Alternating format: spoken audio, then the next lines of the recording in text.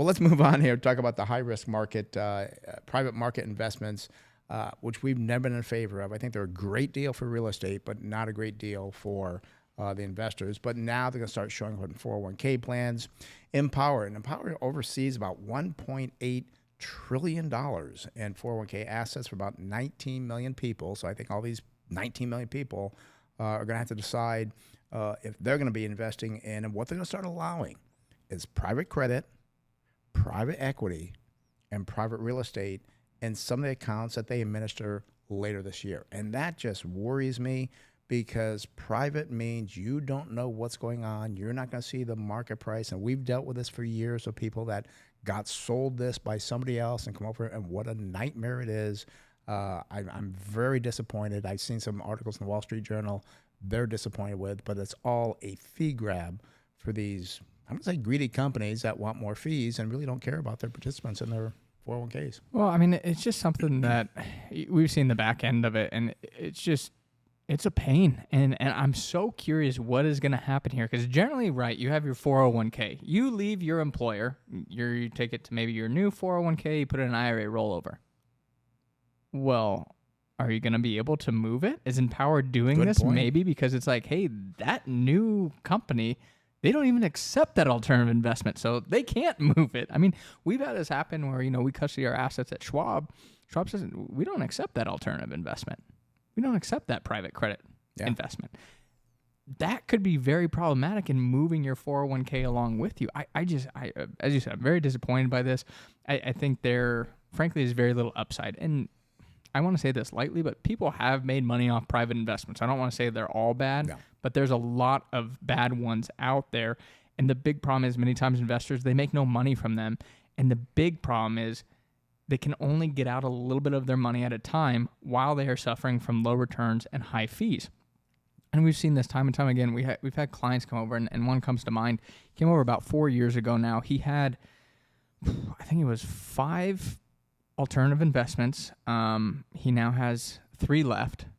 So we've been able to get out of 2, but can't get out of 3 other ones. Oh, 3 other ones. Okay. Mm-hmm. Yeah. So he came with 5. 5. Okay. So whoever his advisor was previously made a very nice commission, I'm sure. And then he also brought over these things called interval funds. Kind of getting a little bit off topic here, but these are like mutual funds.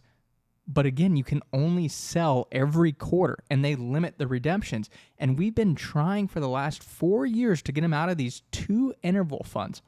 And I think the last time he's got about 200 shares left. Last time they sold about 10 shares for us. Geez. And it's just continuously illiquid. You're not able to get out of them. And that is the big problem with, again, I went on a little bit of a tangent here on the interval funds, but these illiquid investments, you want to get out, you can't. The market turns sideways on that particular investment, you can't get out. All of a sudden, let's say you're in student housing. Well, maybe college enrollment drops dramatically. Oh, well, too bad. You're in this private investment. You can't sell out of it. I mean, so many problems here. And again, Chase, you brought up a good point that, you get laid off, you quit, find another great job somewhere else. Now you got this problem to deal with, this private equity, this private real estate, private credit, whatever it may be. Or you retire and you want to roll over your money. What? Oh, I can't roll that over, And then the fees they have to pay to keep it many times is ridiculous. That, and also too, let's say your RMD age. We've had this happen before as well with clients. They have a carrying value on this alternative investment of, let's say, $200,000. Their portfolio is maybe $400,000. Well, they have to take their RMD off of the full $400,000, even though half of it is in this illiquid investment. So now you have to take from your other investments that are potentially performing better to cover the RMD based off of this illiquid asset. I mean, it is just a nightmare in many cases. I don't know why people do these things. And the upside, let's even say, I'm going to give it the benefit of the doubt. Let's say that private investments do 10% per year. Well, if stocks do 10% per year, why would you lock up your money? It just doesn't make sense. And the reason why is that these are sold by brokers, by salespeople, I'm going to say, because Wall Street loves these. I mean, these private market investments, the fees, they range anywhere from 1% to 2% of the portfolio balance on an annual basis. And this is not a real market value. It's the value they put on it. So on the high side, they're getting 2%. We don't even charge anybody 2% for our management fee. I mean, it's ridiculous what they get for this. And you're not even getting any benefit from it. And again, the RMD thing you brought up was a great topic, a great point as well. And you guarantee that fee. Again, somebody's not happy with our management after a year, they leave us. Yeah. It doesn't happen very often. We got a very good retention ratio. Most of our clients like the way we manage money. With a private investment, you're like, gosh, this is not what I thought it was going to be. Well, you can't get out. So they guarantee still they get to collect their 2% every single year until they decide they're ready to liquidate that potential investment. I mean, it's just, I don't know. I'm just, again, as you can probably tell, not an advocate of these. And one thing also that really scared me about this was one way they are trying to sneak in these private market funds is with a 10% allocation of the popular target date funds. And I've heard this from other people, including Larry Fink, who's the CEO of BlackRock, I think it is. He's either Blackstone or BlackRock. I'm pretty sure he's BlackRock. And he's like, no, the old 60-40 model's dead. And you hear this from other people. It's now 60-30-10, where it's 60 equity, 30 bonds, and 10% alternatives. I don't understand why, but it seems like more people are subscribing to that. And actually, I do understand why. He makes more money because you're putting money in the alternative investments. And, they always come up with that. You brought up 10%. Put a 60-30-10.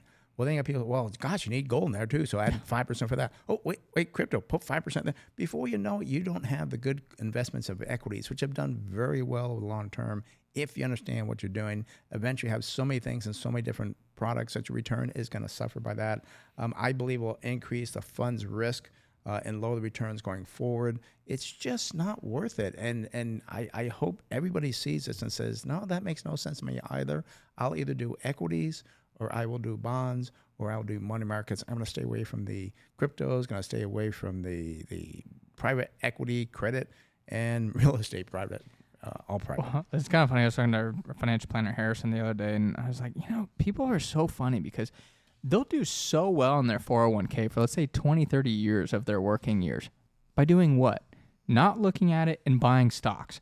Then all of a sudden, they retire, or they're like, I should take control of my finances and look closer at my 401k. And then they mess it all up, and their returns are worse.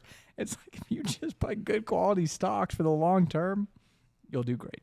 And I've been doing this for 40 years. I've seen all these things. I was back in limited partnerships years ago, back in the 80s, and they were the best thing. Wall Street always comes out with these best things for you. I've seen it all. What works best? Equities, bonds at the right time, and money markets at the right time. So a good investment portfolio.